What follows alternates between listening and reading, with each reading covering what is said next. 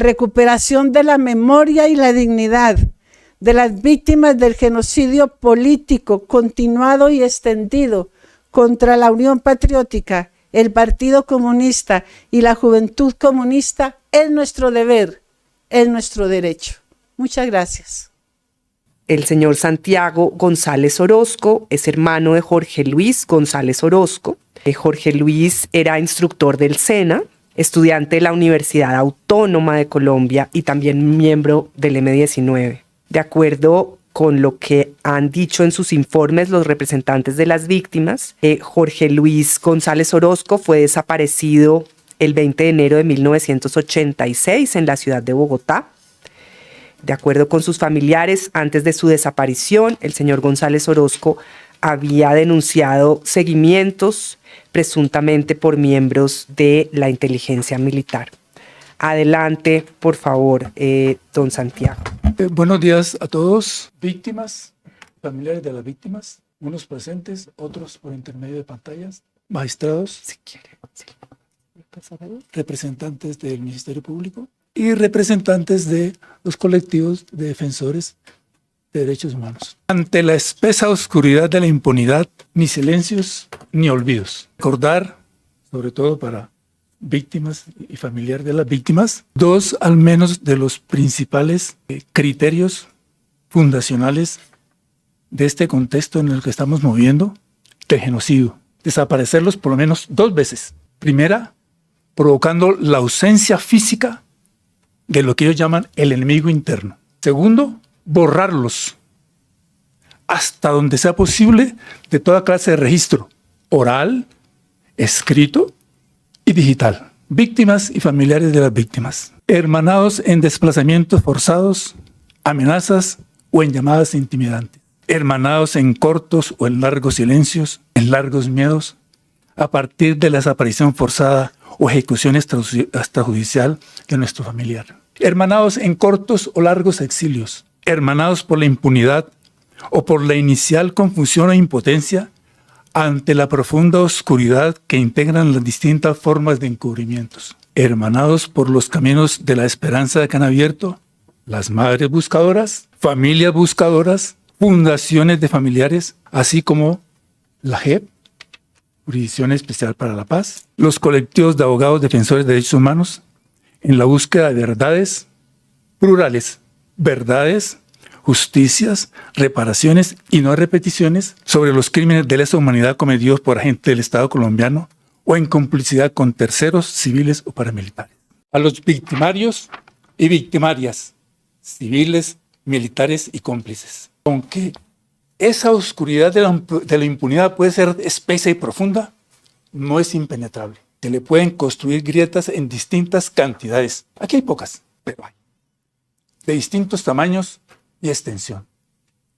Estas grietas se pueden construir con los recuerdos, las memorias, las historias y las justicias. Los recuerdos, las memorias y las historias pueden venir en forma, por ejemplo, de canciones, poesía, tejidos, afiches, pancartas, cuentos, novelas, obras de teatro, videos, películas, pinturas, esculturas, fotos, conmemoraciones, concentraciones y marchas y silencio. Recordar, 7 de febrero de 1948, la Marcha del Silencio. Pueden pedir referencias a padres y abuelos, o si no hay suficiente bibliografía, sobre las características, muchas gracias, sobre las características de esa marcha. O sea, también hay silencios, ¿cierto?, que ayudan a construir, porque tenemos que hacerlas.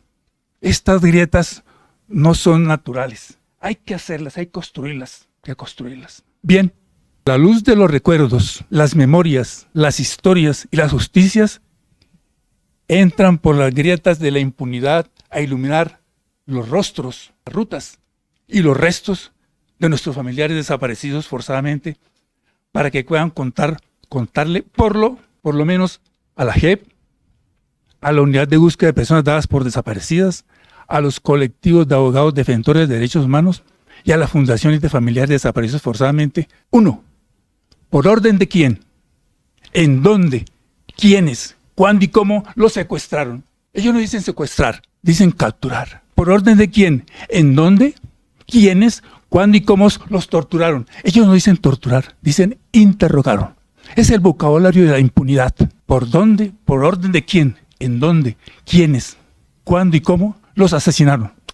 Ellos no dicen asesinaron, dicen hemos neutralizado, hemos dado de baja, hemos abatido, hemos dejado fuera de combate. ¿Por orden de quién?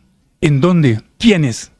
¿Cuándo y cómo los desaparecieron? Ellos no dicen desaparecer, ellos no masacran. Ellos cumplen con su deber, abro comillas, defender la democracia, maestro, cierro comillas. Bien, sigo en el mismo contexto de los desaparecedores y desaparecedoras. Tan pronto nacieron en Colombia los desaparecedores y las desaparecedoras, nacieron y seguirán naciendo buscadoras. ¿Descansamos? Sí, claro, hay que descansar. Pero ante la impunidad no nos rendiremos. Desaparecedores y desaparecedoras al muy estilo nazi.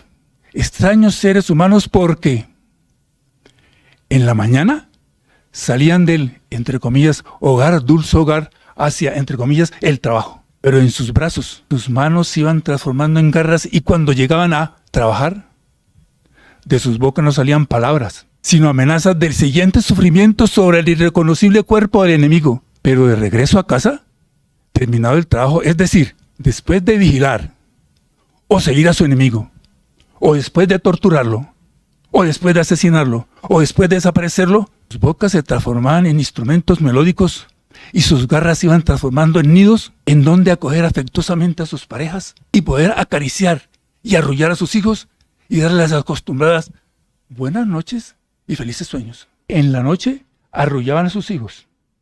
En la noche. En la mañana su pareja les decía que la Virgen lo proteja. Y al mediodía estaban torturando. ¿Cuándo? Por lo menos desde 1886, esta sociedad va a seguir pariendo personas cuyo trabajo es cometer crímenes de lesa humanidad con el derecho a pensionarse. Muchas gracias a usted, don Santiago González Orozco, por unas palabras muy profundas. Perdón, doctora Catalina. Entonces, estas 4 páginas es la versión corta de un ensayo que tiene notas, bibliografía y que le he entregado a la doctora Silvia. Muchas gracias a usted, don Santiago, por un testimonio muy, muy profundo. Quiero darle muy especialmente las gracias, don Santiago, por su testimonio en el que explica de manera muy profunda y muy precisa también qué significa la desaparición forzada y qué significa el derecho a la verdad, entre varias otras cosas. Y quiero agradecerle también por el ensayo que ha querido adjuntar al expediente y por seguir pensando que tiene sentido buscar justicia. Vamos a escuchar ahora al señor Guillermo Antonio Marín Martínez. Don Guillermo Antonio Marín Martínez es una víctima sobreviviente de tortura y de intento de asesinato, además víctima sobreviviente de desaparición forzada, en hechos ocurridos entre el 8 y 10 de abril de 1986. Don Guillermo es ingeniero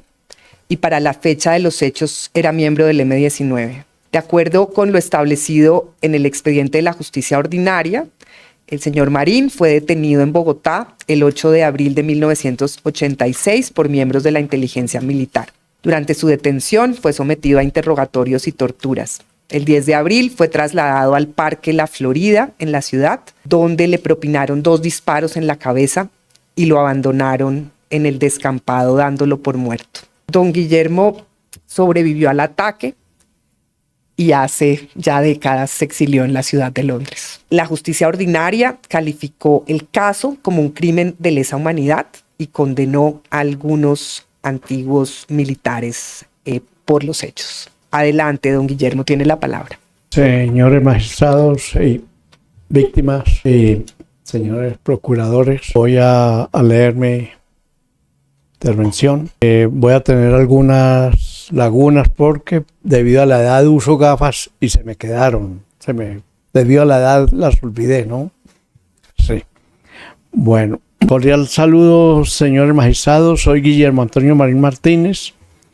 Soy víctima de desaparición forzada, tortura e intento de homicidio ordenado y perpetrado por militares del Batallón de Inteligencia y Contrainteligencia Brigadier General Ricardo Chafi Solano, en hechos ocurridos entre el 8 y el 11 de abril de 1980.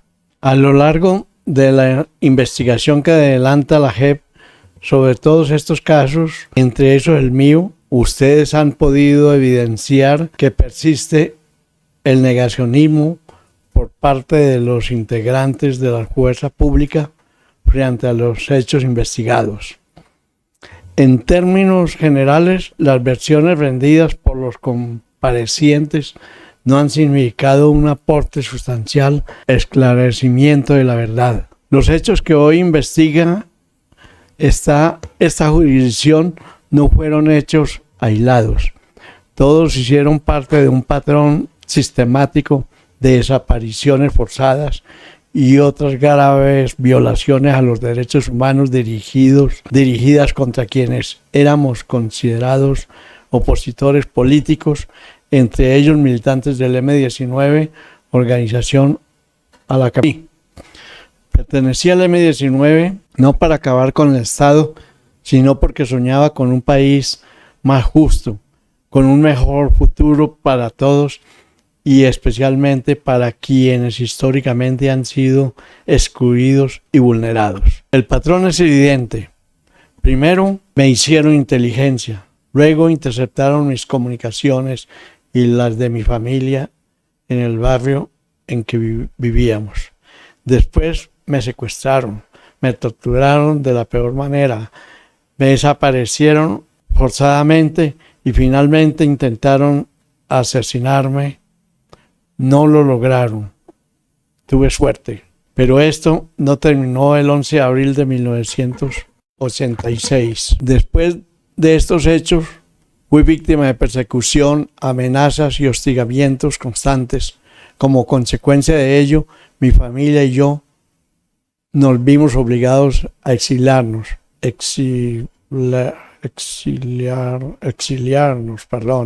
El exilio también ha sido una forma de castigo. No es fácil llegar a un país desconocido, sin recursos económicos y con las responsabilidades de sacar adelante a una familia.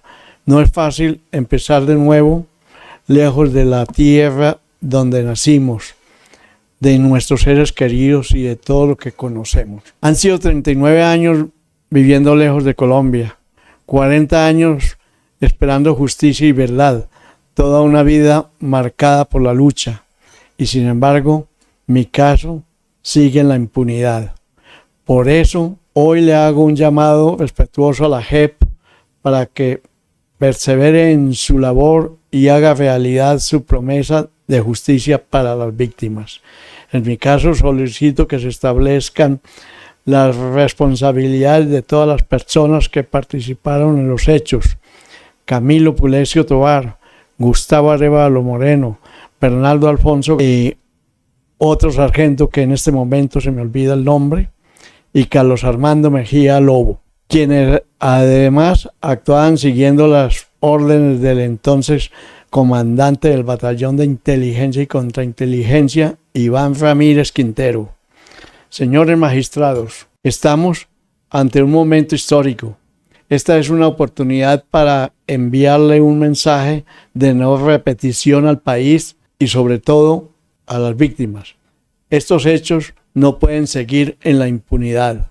Ninguna persona debería volver a ser perseguida, desaparecida, torturada, asesinada o exilada del país por sus ideas políticas o por atreverse a luchar por una Colombia mejor. Ese es mi llamado, que estos hechos no queden en la impunidad, que los responsables respondan y que las futuras generaciones puedan vivir en un país donde nadie tenga que sufrir lo que quienes nos atrevemos a luchar por un país mejor sufrimos. A mis 75 años, como víctima de la violencia, como colombiano, también digo que no quiero seguir viviendo en los tiempos de Ñito Restrepo, cuando alguien le informó: doctor Ñito, ¿qué opina? de que van a poner la pena de muerte. Ñito responde, no sé si me entenderían, si entenderían lo de Ñito, ¿no? Finalmente, quiero aprovechar este espacio para reconocer y agradecer profundamente a mi familia, a mi esposa, a mis hijos, a mis hermanos, así como a mis amigos, compañeros y profesores de la Universidad Nacional de Colombia, quienes con enorme solidaridad e incluso poniendo en riesgo su propia vida, me brindaron su apoyo para escaparle a la barbarie perpetrada por los militares. Muchas gracias. Muchas gracias a usted, don Guillermo, por querer ofrecer su testimonio ante esta sala de justicia, por aportar su conocimiento a esta investigación y por querer venir a Colombia desde su lugar de residencia hoy para ser parte de esta audiencia pública. A usted, don Guillermo, yo quiero decirles a la señora Sol Violeta María Camacho, a don Santiago González Orozco y a don Guillermo Antonio Marín que esta sala de justicia aprecia mucho sus testimonios. Los incorporaremos tanto en los escritos que han presentado como en la grabación de este momento integralmente al expediente. Serán una fuente principal de la contrastación probatoria y también una fuente del análisis que le corresponde hacer a esta sala en varios campos, sobre los hechos, sobre los patrones de macrocriminalidad, sobre el sentido estratégico de los crímenes, sobre los daños, sobre las responsabilidades. Creo que estos tres testimonios ofrecen un análisis muy rico de lo que significa la desaparición forzada. Yo he tomado varios elementos que quisiera precisar ahora, pero voy a leerlos y escucharlos de nuevo porque creo que han sido sumamente profundos sobre el significado de ese gravísimo crimen de la desaparición forzada. Decía don Santiago, haciendo como una taxonomía de la desaparición, que en primer lugar es una desaparición física, pero que luego hay un borrar de los registros escritos y digitales y pretender borrar de la memoria. Y creo que en el testimonio de doña Sol y en el video que también constará en el expediente, hay un análisis también muy profundo, muy rico sobre qué significa la desaparición forzada y qué significa para los hijos y las hijas de las personas que fueron desaparecidas y cómo la desaparición marcó profundamente esas vidas y cómo las sigue, digamos, marcando con un elemento pues tan central como es crecer sin el padre. Creo que también en estos testimonios hay unos elementos muy importantes sobre lo que significa el derecho a la verdad. Y creo que el señor Santiago lo precisa en sus preguntas y recuerda los componentes del derecho a la verdad, que es un derecho individual de las víctimas. Por supuesto, en el caso de la desaparición forzada, el primer componente del derecho a la verdad es la búsqueda diligente de las autoridades del Estado para ojalá dar con el paradero de las víctimas desaparecidas. Pero quería recordar que el derecho a la verdad es un derecho individual de las víctimas, pero también es un derecho colectivo de la sociedad. Y ese derecho implica un deber del Estado de esclarecer, un deber de recordar. Y creo que don Santiago dice en palabras muy profundas y muy precisas los elementos de ese derecho y también los elementos del deber del Estado de esclarecer lo ocurrido, cómo ese deber se cualifica cuando lo ocurrido son crímenes de lesa humanidad y qué implica ese deber en términos de memoria. Y yo solo quiero precisar, recogiendo las palabras de don Guillermo, que dice de don Santiago, por orden de quién se cometieron los crímenes de desaparición forzada, tortura y ejecución extrajudicial. ¿En dónde?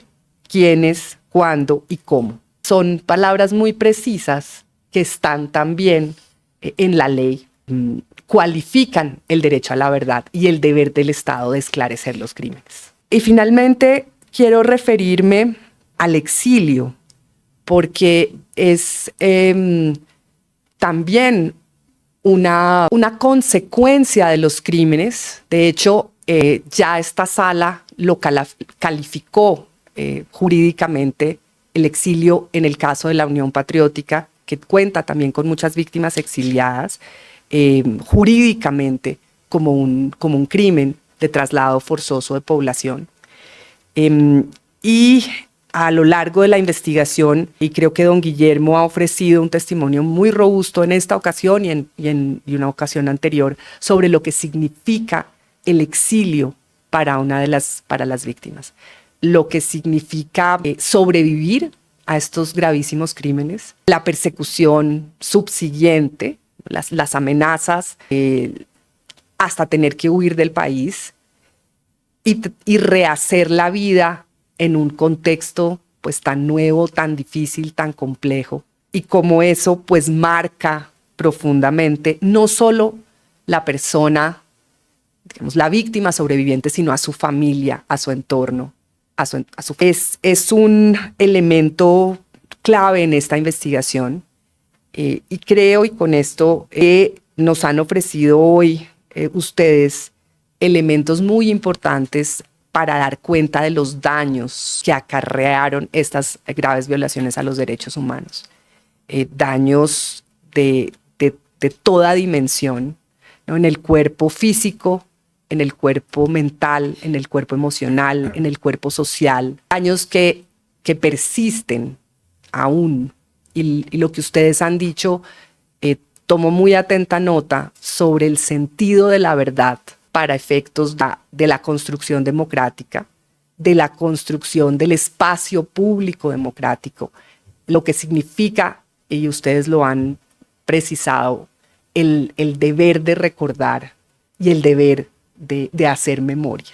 Les agradezco de nuevo querer hacer parte de este proceso, a pesar de décadas de denegación de justicia y de décadas donde realmente se ha impuesto la impunidad, y le corresponde a esta sala de justicia y a esta jurisdicción especial satisfacer los derechos a la verdad, a la justicia y a la reparación, esclarecer los crímenes, determinar las máximas responsabilidades y atribuirlas, y esclarecer los crímenes no solo en una dimensión individual, sino también en una dimensión de patrón de macrocriminalidad, determinando si hubo sistematicidad, generalidad y lo que eso significa en términos de la ley. Con estas palabras le cedo entonces la dirección de este segmento de la audiencia a mi colega de la Sala de Reconocimiento de Verdad y Responsabilidad, el magistrado Óscar Parra Vera. Adelante, magistrado. Muchísimas gracias, magistrada Catalina Díaz. Muy buenos días. Soy Óscar Parra Vera, soy magistrado de la Sala de Reconocimiento y voy a acompañar entonces las siguientes intervenciones desde este diálogo que estamos impulsando. De acuerdo con lo señalado al inicio de esta diligencia, procede la Sala a escuchar a las víctimas voceras del segundo bloque. Vamos a dar el paso al señor José Aureliano Triana, hermano de la víctima Cristóbal Triana, quien fue estudiante de Economía, destacado líder estudiantil de la Universidad Autónoma de Colombia y miembro del M19. De acuerdo con los representantes de víctimas, el 28 de agosto de 1987, Cristóbal Triana fue detenido por integrantes de la inteligencia militar y posteriormente desaparecido. Adelante, por favor. Buenos días para señores magistradas, señor magistrado, para las víctimas, para los compañeros, para las personas que nos acompañan en este difícil trance que nos ha obligado la vida a poner la cara por los que ya no están. Gracias al Ministerio Público y gracias a las abogadas, a todo el personal técnico por permitirnos, a través de este mecanismo de la JEP, que hay que reconocerlo, si no hubiera sido por este mecanismo, todos estos crímenes que estamos hablando hubieran quedado impunes. Voy a comenzar a leer y, si me alcanza el tiempo, pronto cierro con una disertación más corta. Yo, José Aureliano Triana Vergaño, identificado con cédula de ciudadanía 79-102-320, declaro ante la Jurisdicción Especial para la Paz en calidad de hermano de Cristóbal Triana Vergaño, víctima de desaparición forzada y también como víctima de los hechos que afectaron a nuestra familia antes, durante y después de su desaparición. Hoy, después de casi 4 décadas, seguimos buscando a Cristóbal Triana Vergaño. Sus hermanos y sobrinos mantenemos viva su memoria y continuamos reclamando verdad, justicia y reparación.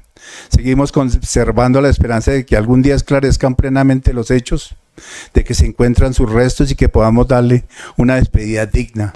La desaparición de Cristóbal no solo truncó la vida de un joven estudiante próximo a graduarse, también transformó para siempre la historia de una familia que aún espera respuestas y que nunca ha renunciado a la búsqueda de la verdad. Por esta razón, mi declaración tiene como objetivo visualizar la existencia de mi hermano Cristóbal, compartir con ustedes quién fue la persona que el Estado buscó eliminar y exponer el impacto de su aparición que tuvo y seguirá teniendo en nuestras vidas. Cristóbal Triana Vergaño nació el 16 de agosto de 1961 en Bogotá. Para el momento de su desaparición, 1987, tenía 26 años. En ese momento cursaba el último semestre de Economía en la Universidad Autónoma de Colombia, donde era líder estudiantil y encontraba realizando su trabajo de tesis próximo a culminar sus estudios universitarios. Y si sus derechos no hubieran sido vulnerados, hoy tendría 65 años. En el momento en que vivíamos en el barrio Tadora, en compañía de nuestros padres Cristóbal Triana Ramírez y Emperatriz Vergaño, y nuestros hermanos Jorge Enrique Triana Vergaño, Mainolia Triana Vergaño, Claudio Patricia Triana Vergaño y Liliana Triana Vergaño. Cristóbal era un joven comprometido con su formación académica, con sus ideales y con su familia. Mi padre, Cristóbal Triana Ramírez, un pensionado de la Policía Nacional, hizo grandes esfuerzos para costear los estudios universitarios de mi hermano, mientras él, a su vez, se involucró activamente en el sostenimiento de la economía familiar, apoyándonos en labores relacionadas con ventas de lotería y otras actividades cuando era necesario. Sus estudios de educación superior también representaban un orgullo para su familia de origen trabajador, en la que la dedicación de Cristóbal se hacía visible más allá de su militancia y sus acciones políticas. Para mi padre, su graduación representaba la culminación de años de sacrificio, trabajo y esperanza. Mi madre soñaba con verlo convertirse en profesional y ejercer la carrera que por tanto había trabajado. Él, como hijo y un hermano, hacía parte del proyecto de vida que teníamos en la casa para seguir adelante a través del estudio y del trabajo. Cristóbal, como muchos otros jóvenes que sufrieron la violencia del Estado durante la época, era un estudiante universitario con una notable vocación social. Se encontraba en los últimos semestres de su carrera en Economía en la Universidad Autónoma y hacía parte del Consejo Estudiantil de la Facultad de Economía, en la cual, gracias a su liderazgo y don de gente, fue nombrado representante de los estudiantes ante las instituciones educativas. En un contexto social, político marcado por la represión, motivado por el Estatuto de Seguridad, Cristóbal tenía el interés de construir un país más justo, uno de los que respetaban los derechos humanos, donde las personas tuvieran garantías de condiciones mínimas de dignidad, donde fuera posible expresarse sin miedo a la persecución. En 1987, Cristóbal, motivado por su conciencia social, estableció vínculos no solamente estudiantiles, sino también políticos. Por esta razón se adhirió a la facción ideológica del movimiento 19 de abril. Mejor conocido como M19, en donde llevó a cabo actividades de formación, discusión y participación ciudadana. Era miembro de una célula de apoyo del logístico al Batallón América, que para esa época habría estado comandado por Carlos Pizarro León Gómez. Para nosotros, esa actividad hacía parte de sus convicciones y de su manera de entender el país, pero también lo puso en la situación de riesgo. No pasó mucho para que sus acciones fueran identificadas y señaladas como subversivas en el marco de la doctrina de seguridad social, de seguridad nacional, que en oposición a la oposición política. En el movimiento estudiantil y en las personas cercanas a las organizaciones insurgentes al llamado enemigo interno. Por eso considero importante decirlo ante la JEP. Cristóbal fue perseguido por sus ideas, por sus vínculos políticos y por el contexto de represión de la época. Nada justifica su desaparición, ni los seguimientos, ni los allanamientos, ni en el daño después que sufrió toda nuestra familia. Poco a Claudia y yo empezamos a darnos cuenta del creciente riesgo en que se encontraba Cristóbal debido a sus actividades. Empezamos a tener miedo y a vivir con cautela.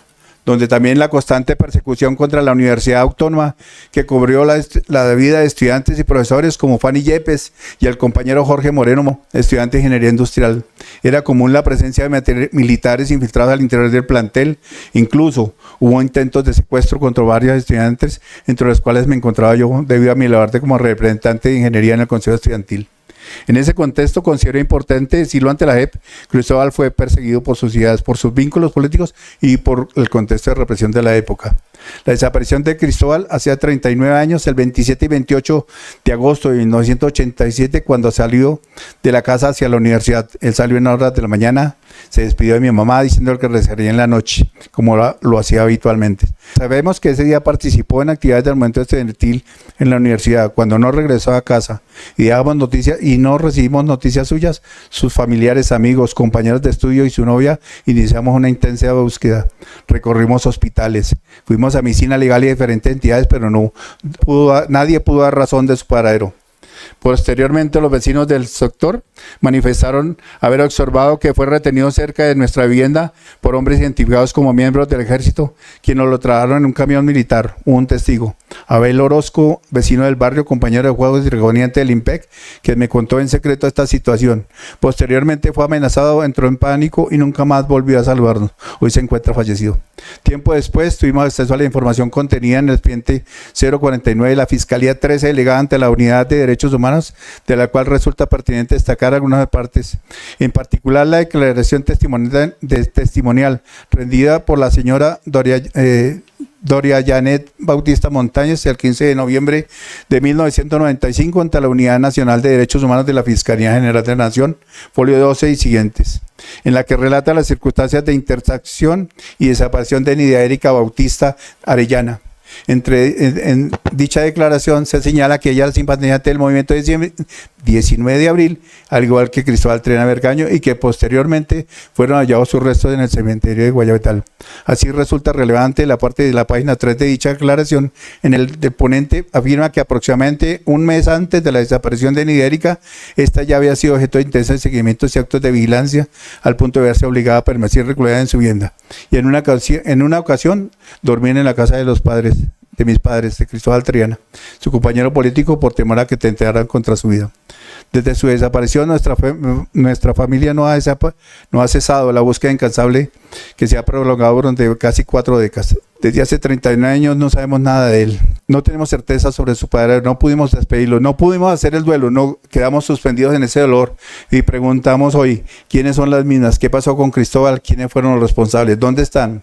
De ahí persiste nuestra necesidad de conocer la verdad de lo sucedido. De ahí nuestra persistente necesidad de conocer sobre y la cual evidencia entre las otras actuaciones legales en la denuncia que radicamos ante el despacho 13 de la Unidad Nacional de Derechos Humanos y Derecho Internacional Humanitario para el inicio de la investigación 049 por desaparición forzada ocurrida el 27 de agosto de 1987 en la ciudad de Bogotá. Posterior a la desaparición de Cristóbal, nuestra familia no solo tuvo que enfrentar su ausencia, sino también la persecución que se extendió hacia nosotros como evidencia de intersecciones de teléfonos de la casa, relatado en los documentos judiciales del caso. Nuestro hogar también fue allanado en varias ocasiones. En uno de esos allanamientos ocurrió el 30 de mayo de 1988. Ustedes no se pueden imaginar el miedo que provoca entrada de personas extrañas y armadas dentro de la casa a medianoche. No solo es violencia, no solo causa miedo, también destruye la sensación de seguridad que se tenía en el hogar. Después de esta situación que se vive con certeza hacia que no hay un lugar en el que sentirse seguro y tranquilo. Durante este allanamiento, los oficiales buscaron elementos que consideraban subversivos, como libros, periódicos, documentos, entre los que encontraba la novela testimonial Noche de Humo de Olga Bear, así como discos, casetes de Silvio Rodríguez, Pablo Milanés y otros artistas latinoamericanos. También volcaron las alacenas, regaron la comida en busca de armas, incluso intentaron arrancar el tablado de la vivienda. Nos sacaron y nos alinearon en ropa interior sin importar que haya mujeres, entre ellas mi mamá y mis hermanas. En este contexto, mi papá y mi hermano Enrique fueron llevados al Cantón Norte, allí interrogados, hostigados y maltratados y torturados. Estos hechos tenían un mensaje claro. no solo había desaparecido a Cristóbal, sino que también buscaban infundir miedo. Nos hace sentir vigilados, señalados y culpables por preguntar por él. En una educación incluso, cuando acudí a la Fiscalía para la Procuraduría para realizar averiguaciones, me dijeron, siga preguntando y usted será el siguiente. Claudia, mi hermana, recuerda en 1988 ocurrieron 3 allanamientos con fuerte despliegue militar, acompañados de amenazas, intimidación e interrogatorios contra nuestra familia. En esos operativos efectuados en los militares ingresaron violentamente a la casa, registraron todas las habitaciones por sobre supuestas actividades guerrilleras y licencias de armas que nunca existieron. Estos hechos dejaron una profunda huella, miedo e inseguridad y constituyen una forma permanente de hostigamiento contra nuestra familia mientras buscábamos a Cristóbal. Aquí hay un tema importante y es la estigmatización, es una de las cosas que más se sufre, ¿no? Cuando pues, suceden estos temas de desaparición, la mejor manera de que lo borran a uno es lo estigmatizan. Uno es el paria. Todo lo que se mueve alrededor de la familia es el paria. Su vecino de toda la vida, sus amigos de barrio, sus compañeros de trabajo, sus compañeros de estudio, ya no lo ven, no lo saludan, lo borran completamente, que es una de las maneras más violentas de hacerlo. ¿Qué sucede? El miedo, y siguen los hostigamientos, ¿no? A través de esa estigmatización, eso que causa tanto dolor en el alma, que los que se supone son solidarios, terminan siendo también víctimas de ese proceso. Después de la desaparición, la familia quedó marcada. No eran muy vistos como víctimas, sino como una familia sospechosa. En el barrio, la universidad y en los trabajos fuimos injustamente señalados como guerrilleros o colaboradores de la guerrilla, situación que generó temor y aislamiento social. Muchas personas se alejaron de nosotros por miedo a ser relacionadas con nuestra situación y la familia quedó marcada por el señalamiento, desconfianza de quienes nos rodeaban. Nos estigmatizaron, nos decían quemados, huelen a muerto. Entre otros comentarios despectivos también se repetían expresiones como algo habrían hecho. En esa estigmatización se generó aislamiento, temor y silencio. Hablar de Cristóbal podía parecer peligroso. Preguntar por él podía traer consecuencias. Guardar sus cosas, conservar sus libros o mencionar su historia también representaba un riesgo. La desaparición no solo se llevó a cabo Cristóbal físicamente, también pretendió eliminarlo de las conversaciones, las fotografías y la memoria.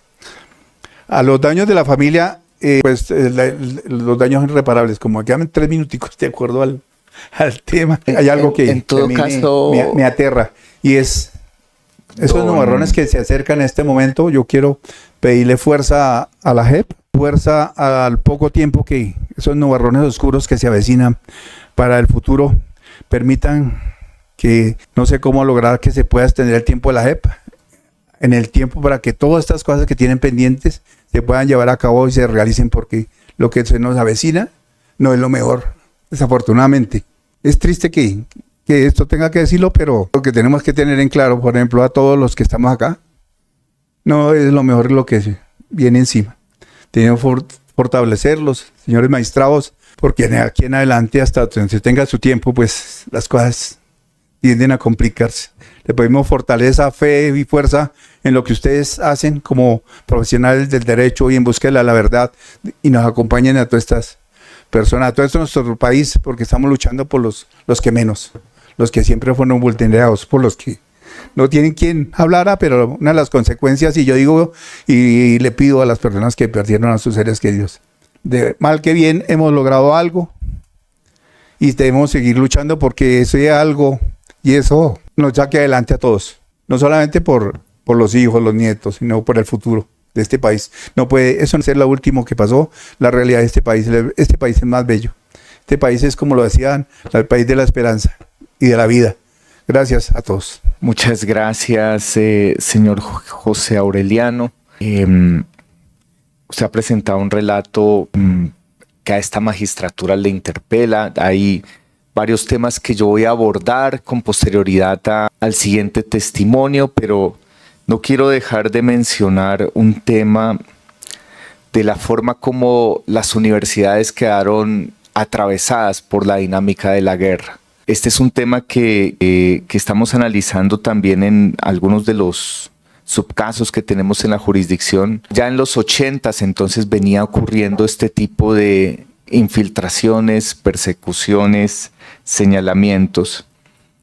y espacios como las universidades que tenían que estar por fuera de estas dinámicas, terminaron las universidades atravesadas por disputas entre los diversos actores armados, señalamientos, estigmatizaciones. Quiero resaltar lo que nos cuenta sobre el liderazgo estudiantil que tuvo su hermano. Varios líderes estudiantiles en esa época fueron, y en años posteriores, fueron amenazados, asesinados, conducidos al exilio.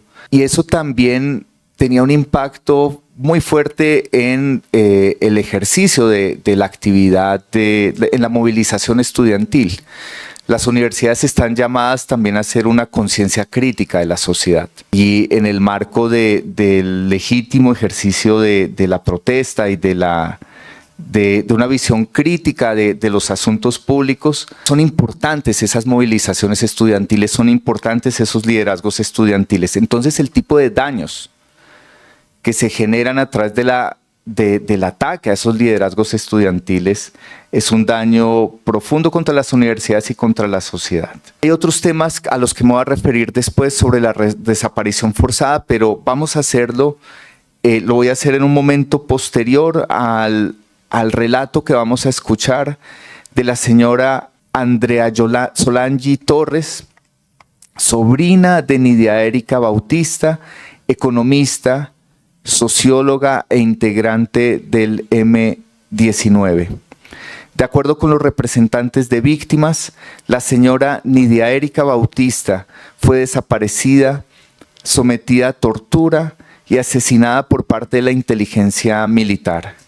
El 30 de agosto de 1987, en la ciudad de Bogotá, fue detenida presuntamente por agentes de la Brigada 20.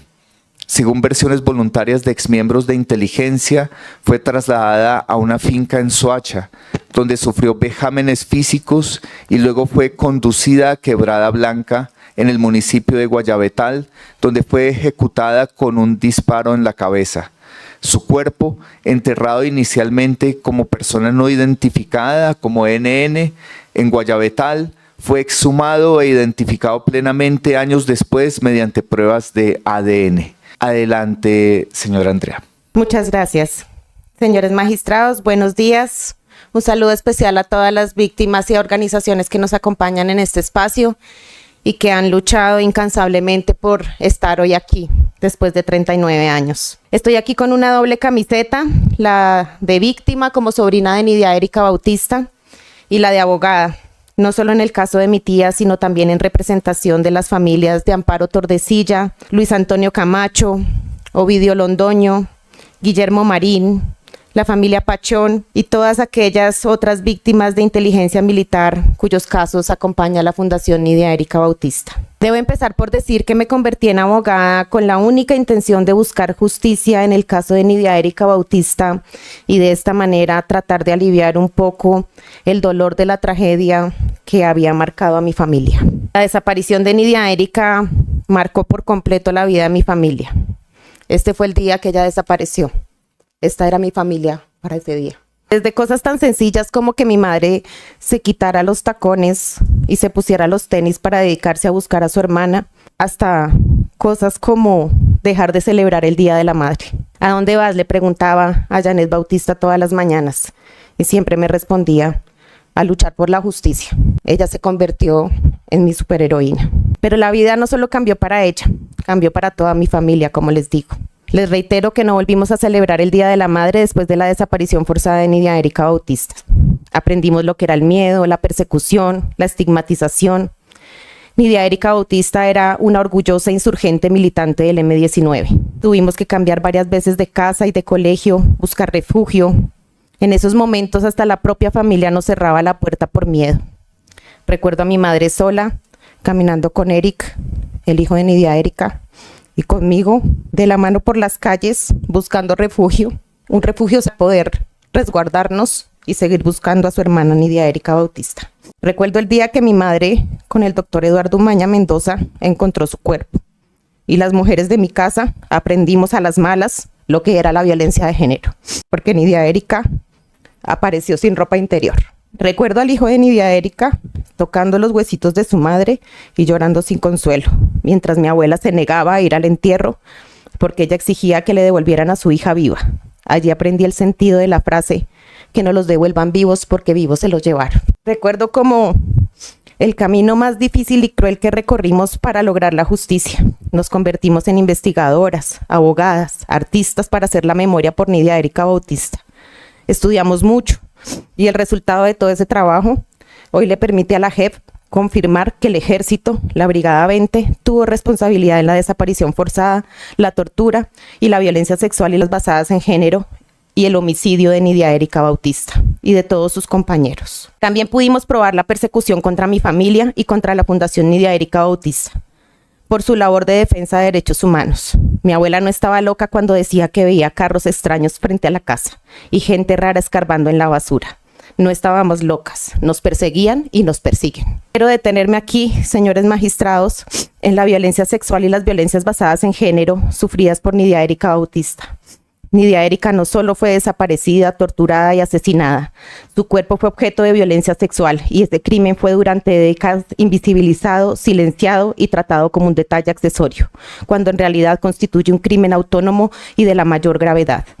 La violencia sexual fue utilizada por la inteligencia militar como un arma de tortura, de castigo y de terror contra las mujeres, con impactos diferenciados que se extendieron a las mujeres de nuestras familias, a las madres, hermanas e hijas que nos convertimos en buscadoras y que por serlo también somos perseguidas, estigmatizadas y violentadas. Por eso pedimos a esta sala que la violencia sexual y las basadas en género sean nombradas, calificadas y reconocidas, expresamente en la imputación y en la resolución de conclusiones con enfoque de género e interseccional, como le exige la Ley 1922 del 2018, la Convención de Belén do Pará y la CEDAW. La verdad en este subcaso estará incompleta si no se reconoce lo que les hicieron a las mujeres y la justicia estará incompleta si esos crímenes no se atribuyen con nombre propio. Diría mi madre, mija, la justicia cogió, llegó tarde, pero llegó.